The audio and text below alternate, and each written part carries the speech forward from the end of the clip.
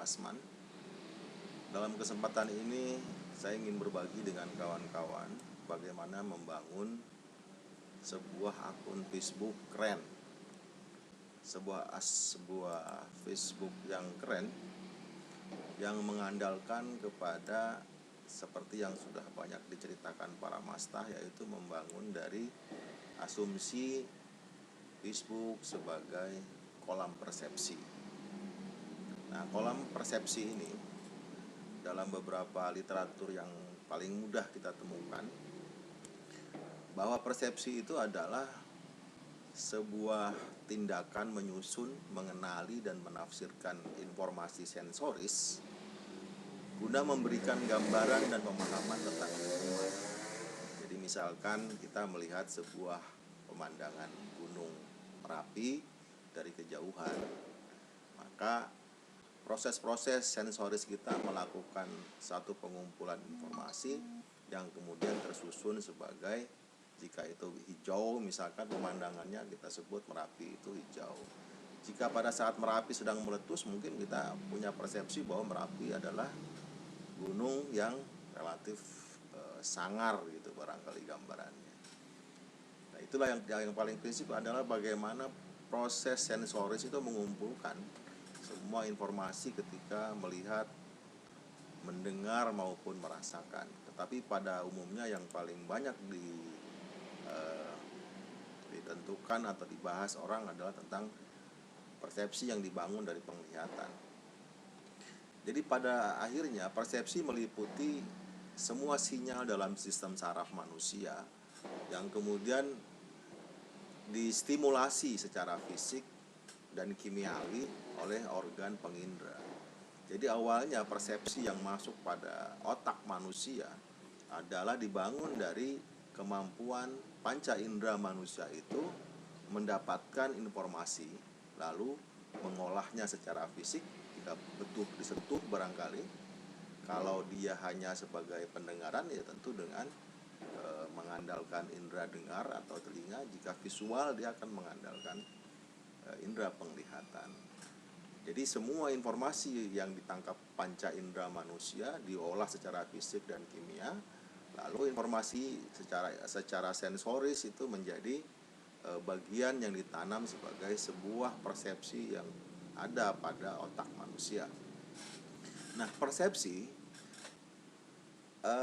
bukanlah sebuah yang bersifat pasif ya. Persepsi itu dibangun dan dikumpulkan oleh si manusia itu sendiri secara aktif, membangun bagaimana persepsi dari banyak hal di lingkungannya, dan itu berangkat dari sebuah proses pembelajaran, kemudian bagaimana dia mengingat, kemudian berangkat juga dari proses harapan, juga perhatian yang dia berikan. Nah, khusus nanti kita membahas bagaimana harapan dan perhatian ini akan kita buat juga bahasan yang khusus. Nah, persepsi pada akhirnya bergantung pada fungsi kompleks sistem saraf. Jadi nampak tidak ada, tetapi sebetulnya dia ada. Jadi tampak tidak ada, tetapi sebetulnya terjadi sebuah proses kesadaran yang itu menjadi milik setiap orang. Setiap orang punya persepsi tentang satu hal, tentang satu harapan, tentang satu perhatian, tentang satu ingatan yang terjadi. Dia sepertinya tidak ada, tetapi sebetulnya itu membentuk dalam sebuah proses. Kenapa tidak terlihat, kenapa tidak disadari? Nah, ini yang bagian tidak disadari ini adalah hal-hal yang perlu kita perhatikan. Sesungguhnya tidak ada, tetapi kelihatannya tidak terjadi suatu proses apapun, tetapi sesungguhnya terjadi sesuatu proses yang luar biasa, yang di luar kesadaran manusia. Nah, kemudian persepsi bersifat konstan. Jadi satu hal yang sederhana saja, misalkan kalau kita mengenali susu itu warnanya putih, maka ketika Anda minum dalam kegelapan sekalipun, ketika itu rasanya susu, Anda akan bilang, kalau ditanya, Anda minum apa? Minum susu. Warna susu apa? Anda akan tetap jawab bahwa warna susu warnanya putih, tidak akan pernah berubah dari yang lain. Maka ketika proses kita memasarkan nibras Ketika Anda berhasil menanamkan persepsi bahwa Nibras adalah sebagai produk gamis, Nibras adalah sebuah perusahaan yang memproduksi gamis, atau diberi keterangan embel-embel lagi, misalnya gamis yang cantik, gamis yang unik, maka pada saat kata Nibras itu dipersepsi sebagai produk gamis yang cantik dan unik, itu akan tersimpan permanen kepada teman-teman yang kita berikan persepsi itu. Ini penting sekali. Istilah dalam pasaran sehari-hari mungkin kita mengenal kata-kata kesan pertama begitu menggoda. Nah, barangkali inilah yang perlu kita manfaatkan ketika membuat status atau berjualan tentang produk Nibras. Tanamkan bahwa Nibras adalah sebuah produk gamis yang cantik dan unik. Ketika itu berhasil tertanam pertama kali, insya Allah teman-teman Facebook Anda akan secara permanen menyimpan informasi itu sebagai sebuah persepsi yang utuh dan sulit dibantah.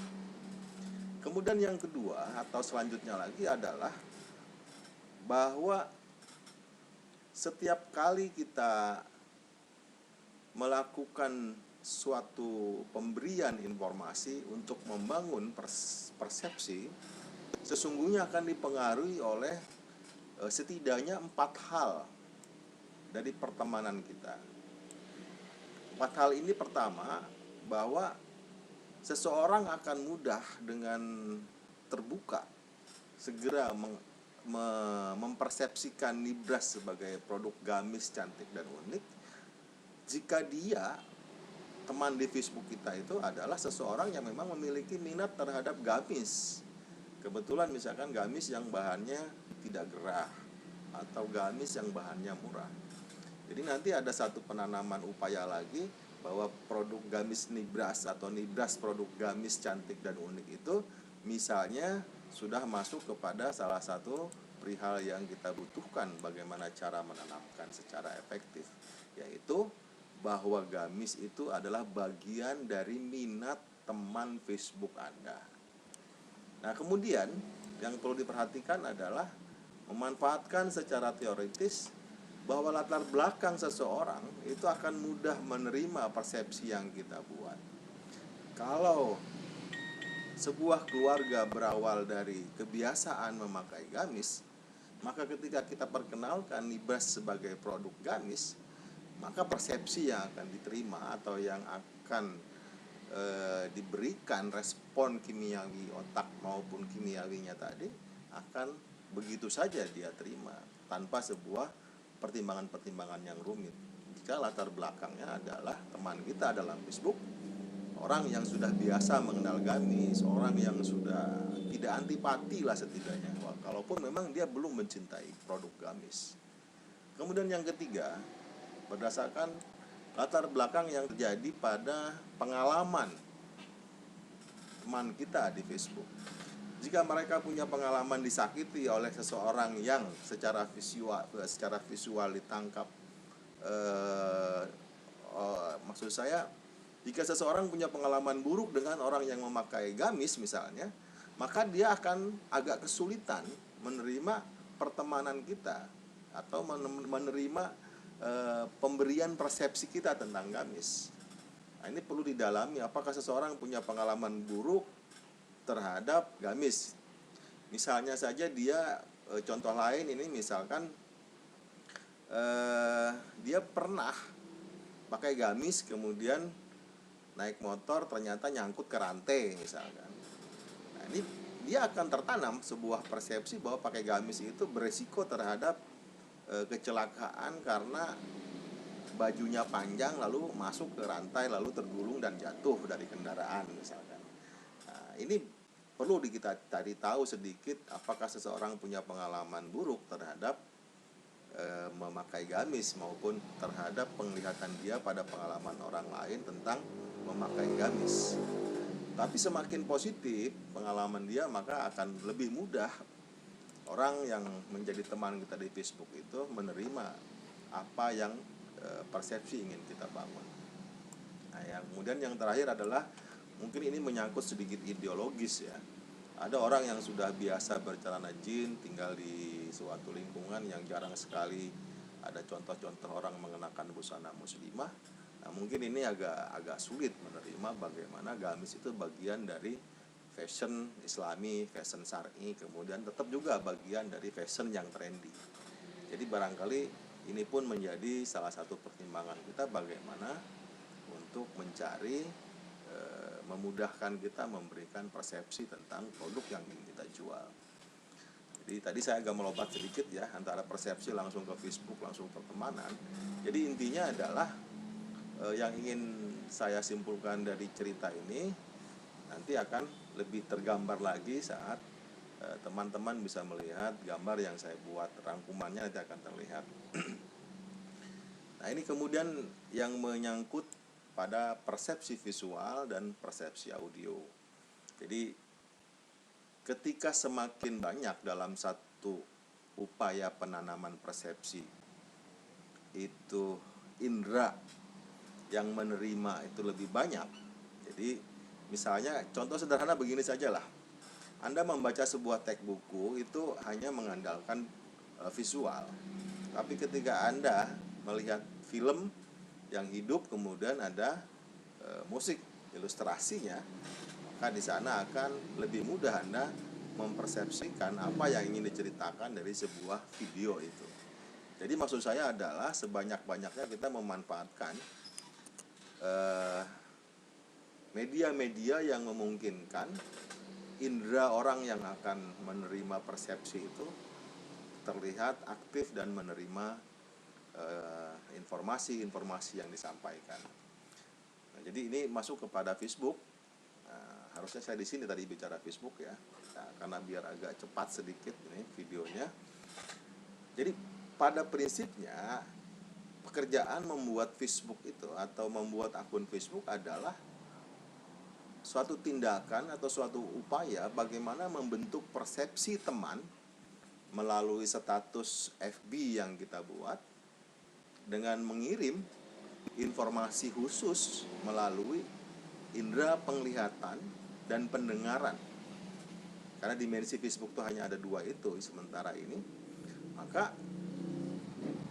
kegiatan yang kita berikan adalah bagaimana memberikan informasi tentang sebuah persepsi yang ingin kita sampaikan melalui indera penglihatan dan pendengaran dari teman-teman FB kita, yang diharapkan itu menjadi sebuah persepsi yang konstan.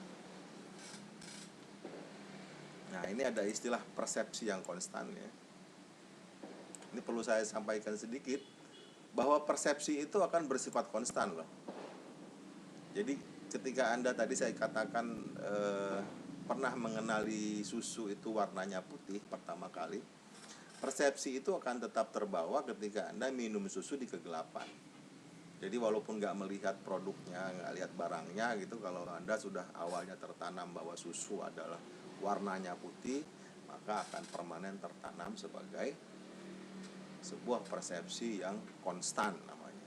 Jadi pertama kali kita memberikan kesan Libras sebagai produk yang cantik dan unik, maka ketika berhasil menanamkan persepsi itu sepanjang masa yang cukup panjang, persepsi itu akan terbangun karena persepsi bersifat konstan. Nah, tadi kita udah sampai sini ya. Kita lanjutkan, ini yang bagian akhirnya adalah karena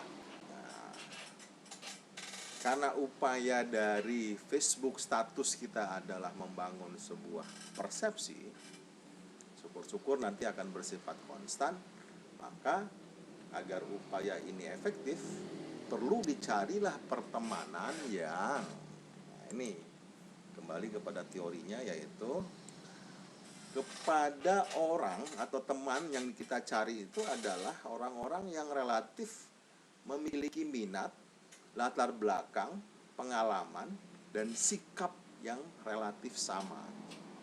Jadi teman-teman nanti bisa mengeksplorasi ya.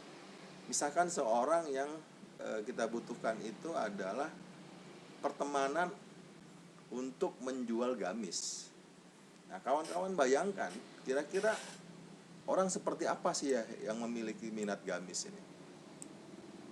Kemudian kira-kira orang yang berlatar belakang seperti apa yang akan meminati gamis? Kemudian orang-orang yang punya pengalaman seperti apa yang akan mudah menerima persepsi tentang gamis? Dan terakhir tentu sikap seseorang yang relatif sama. Ini soal ideologis biasanya. Nah, itulah teori dari bagaimana caranya membuat akun Facebook untuk berjualan ataupun untuk personal branding. Intinya adalah bahwa Facebook adalah kolam untuk membangun persepsi. Jadi mari kita aplikasikan penekanannya pada kata-kata kolam yang saya ceritakan. Ya, ini kita lihat dulu sejenak ya. Nah, ini sumber kolam FB. Kolam FB itu layaknya sebuah kolam ikan. Jadi nanti kita asumsikan bahwa teman-teman kita itu adalah ikan. Ini kita asosiasikan atau kita analogikan ya. Tepatnya dianalogikan bahwa Facebook adalah sebuah kolam tempat memelihara ikan. Kawan-kawan membuat Facebook dengan analogi bahwa Facebook adalah atau akun Facebook Anda adalah sebuah kolam ikan. Sebagai sebuah kolam ikan, tindakan Anda yang pertama adalah mencari jenis ikan yang sama. Jenis ikan yang sama ini penting. Ikan yang sama. Kita kembali kepada pendekatan teoritis tentang persepsi. Ini yang kita butuhkan. Kita membutuhkan ikan-ikan yang relatif jenisnya sama. Kalaupun memang ukurannya sedikit berbeda, oke lah, nggak masalah. Tapi harus berjenis yang sama. Oke ya, ini landasan teorinya. Kemudian yang kedua, kolam ikan kita setelah terisi dengan ikan yang jenisnya sama, sebelum melangkah lebih jauh, Anda harus selalu memastikan tidak ada ikan lain atau ikan yang tidak sejenis di kolam Anda. Jadi sesekali Anda perlu menyortir akun Facebook Anda, adakah ikan yang tidak sejenis? Maka ketika Anda menemukan itu, lakukan blokir. Anda tidak perlu ragu-ragu, bersikap tegas saja, blokir. Kemudian, sebagai peternak ikan, Anda harus melakukan atau Anda harus memberikan makan agar ikan-ikan Anda merasa nyaman lalu menjadi besar. Tindakan-tindakan yang Anda butuhkan dalam analogi memberi makan dalam Facebook adalah, pertama, Anda pastikan mengklik like atau mengklik reacted ya, yang gambarnya hati itu, pada hampir semua postingan status teman Anda. Apapun itu. Jika tentu saja pengecualiannya adalah jika berita duka misalnya, tentu kita akan memberikan emoticon sedih misalnya. Tapi intinya adalah Anda harus memberikan suatu perhatian kepada seluruh postingan teman-teman di Facebook Anda. Itu adalah menu makanan pertama terhadap ikan yang sedang Anda pelihara. Yang kedua, Anda sesekali harus melakukan komentar. Bahkan saya sarankan jika Anda sudah punya 50 pertemanan, setidaknya Anda menyapa, berkomentarlah kepada 20% dari status yang beredar pada hari itu. Jadi jika Anda sudah punya 100 orang pertemanan misalnya, maka Anda wajib memberikan atau mengisi komentar, ala kadarnya saja juga boleh, kepada 20 status yang melintas di beranda Anda. Itu bagian dari memberikan makan agar ikan Anda menjadi gemuk dan nyaman. Tindakan yang ketiga, pada proses pembiakan atau proses bagaimana ikan Anda menjadi besar, Anda perlu melakukan sesekali chatting. Chatting itu mengobrol. Saya asumsikan tadi 100 orang teman Anda, kemudian Anda like semuanya, setiap status mereka, kemudian Anda ambil 20%-nya, Anda komentari. Nah, ketika ada komentar yang dibalas kembali, Anda wajib melakukan obrolan di komentar Anda yang dikomentari kembali oleh teman Facebook Anda. Jadi terjadilah chat. Jika 20 komentar yang pernah diberikan pada akun teman Anda itu dibalas lagi, misalnya 10 orang yang membalas, maka pada 10 box komentar itulah Anda perlu melakukan chat. Anda melakukan dialog, Anda menjadi teman mereka. Apapun obrolannya, jadikan ikan-ikan Anda adalah teman baik Anda. Oke? Kemudian yang keempat, proses bagaimana memelihara ikan di kolam Facebook Anda adalah membuat status yang membuat mereka menjadi dekat, yang membuat mereka, para ikan, menjadi nyaman, yang membuat para ikan mau menjadi follower Anda, yang membuat para ikan menjadi semakin lahap memakan umpan atau makanan-makanan Anda yang diberikan. Jadi setiap kali membuat status, jika ikan Anda sudah akrab, sudah dekat, maka akan memberikan reacted, memberikan like, atau memberikan komen. Pada posisi ini, Anda harus memastikan hanya berpikir tentang bahwa bagaimana caranya Anda menjadi teman dari ikan-ikan Anda. Kalau sudah menjadi teman dari ikan-ikan Anda, berpikirlah bagaimana menjadi teman terbaik mereka. Jadi Anda nanti terlihat seperti nyata sebagai seorang sahabat, meskipun hanya berkenalan di dunia maya. Catatan penting, Anda tidak boleh bercerita bahwa Anda berjualan. Anda pada proses ini tidak boleh melakukan posting gambar jualan apapun. Anda hanya fokus bagaimana menjadi teman baik dari para ikan peliharaan di kolam akun Facebook Anda. Oke, sampai di situ saya batasi dulu. Pastikan semua teman Anda menyukai Anda, menjadikan Anda sahabat baik Anda. Mereka nyaman bersama Anda. Tidak ada postingan status produk atau hal-hal lain yang bersifat berjualan. Oke ya. Sampai di situ, kemudian kita meningkat. Setelah berhasil dengan proses ini, saya asumsinya ini membutuhkan sekitar 300 sampai 500 jam. Anda melakukan hal-hal semacam ini itu dengan asumsi maksimal 500 teman. Anda bisa melakukan itu sekitar 2 bulan. Jadi 500 pertemanan saja itu Anda kerjakan selama 2 bulan, menjadi sahabat baik mereka dengan indikator like, comment, chat, and status ini.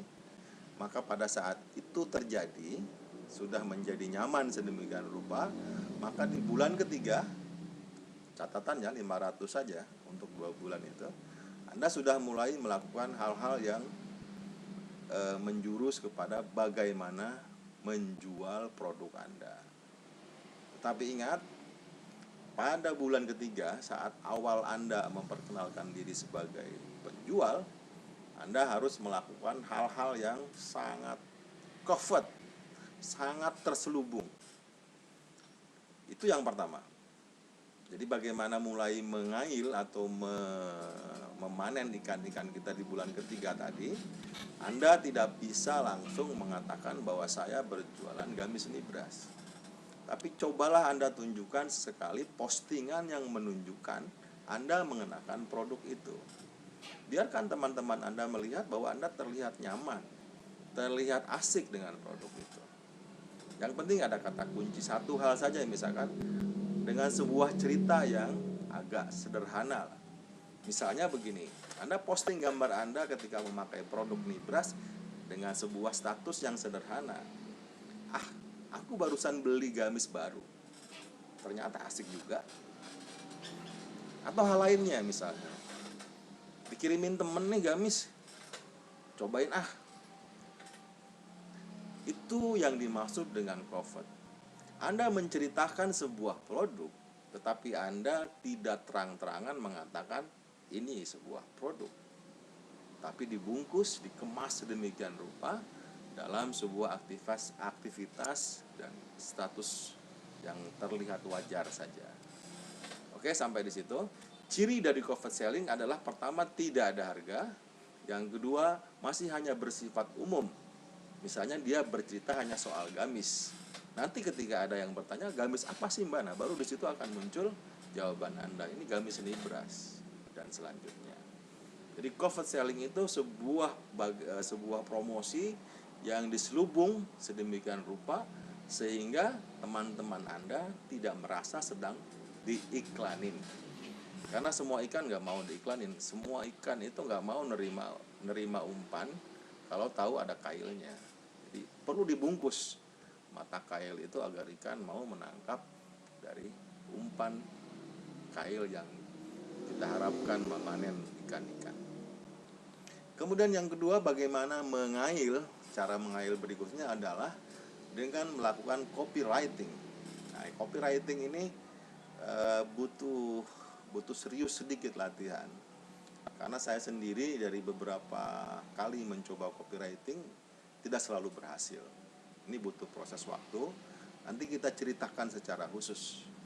Tetapi prinsipnya copywriting ini ada yang paling mudah yang kita bisa lakukan, yaitu dengan mengembangkan istilahnya itu telling story. Jadi kita cerita-cerita, tetapi cerita itu sesungguhnya mengandung informasi tentang produk. Contohnya begini sederhananya. Mampir ke Nibras Jogja, lihat-lihat produk, ketemu dengan NB 140 yang terbaru rupanya. Di situ kok kelihatan ada harganya. Oh, belum naik lumayan juga. Cuma 210.000 rupiah. Akhirnya beli deh. Nah, di situ ada informasi harga, ada informasi produk, kemudian ada penjelasan bahwa itu produk yang terbaru, ada penjelasan di mana belinya, tetapi semua itu dirangkum dalam sebuah cerita, sebuah namanya telling story. Jadi tidak menjual tetapi hanya bercerita. Tetapi sesungguhnya dalam cerita itu kita menceritakan semua informasi produk dan bagaimana cara mendapatkannya. Jadi saya katakan tadi ini butuh latihan-latihan yang serius. Perlahan-lahan Anda akan bisa. Saya yakin. Awalnya kita sebagai bayi tidak bisa berjalan, lalu dengan naluri dan kemauan yang kuat dari seorang bayi, maka bayi itu bisa berjalan. Prosesnya sama seperti belajar berjalan seorang bayi pada proses bagaimana membangun Facebook marketing. Baik, ini sekedar saran saja di bawahnya dari semua kegiatan yang di atas, yang paling pokok yang harus dilakukan, Anda perlu memberikan kalau sholat mungkin istilahnya sholat sunnah rawatibnya lah. Jadikan ini adalah bagian dari sunnah rawatibnya. Jika kita analogikan sebagai sebuah ibadah sholat. Pertama, Anda latihan dan kerjakan PR. Latihan dan kerjakan PR. Anda tidak boleh gagal dalam sebuah semangat. Jadi ada sebuah status yang gagal, kita perbaiki lagi, buat lagi dan selanjutnya. Jadikan indikator-indikator yang mungkin ini, misalkan kok like-nya baru 1, like-nya baru 2, komennya baru tidak ada dan sebagainya dari status yang kita buat, maka teruslah melatih dan kerjakan PR. Kemudian yang kedua, mencari informasi terbaru, update.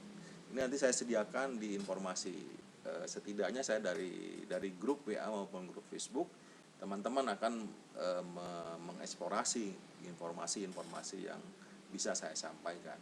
Di Facebook saya itu saya tidak gamblang sekali memberikan ini informasi apa, tapi akan sedikit demi sedikit atau secara tidak sengaja sesungguhnya memberikan update terbaru dari bagaimana teknik-teknik Facebook marketing atau internet marketing. Kemudian Anda yang memiliki waktu dan berjiwa sungguh-sungguh bahwa keberhasilan adalah bagian dari keinginan Tuhan, saya sarankan Anda berdoa dengan melaksanakan tahajud. Karena ibadah yang terbaik adalah, atau ibadah sunnah yang paling disarankan adalah tahajud.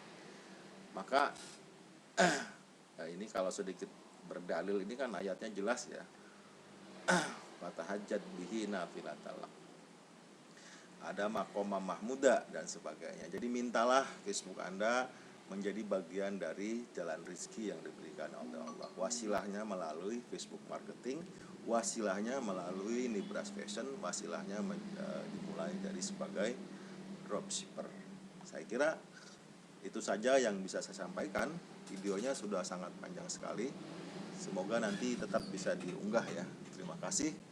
Nanti pertanyaan silahkan diajukan. Apapun pertanyaannya saya coba jawab. Namun yang terpenting setelah Anda paham, Anda harus mau segera mempraktekannya. Baiklah, afu minkum. Terima kasih. Wassalamualaikum warahmatullahi wabarakatuh.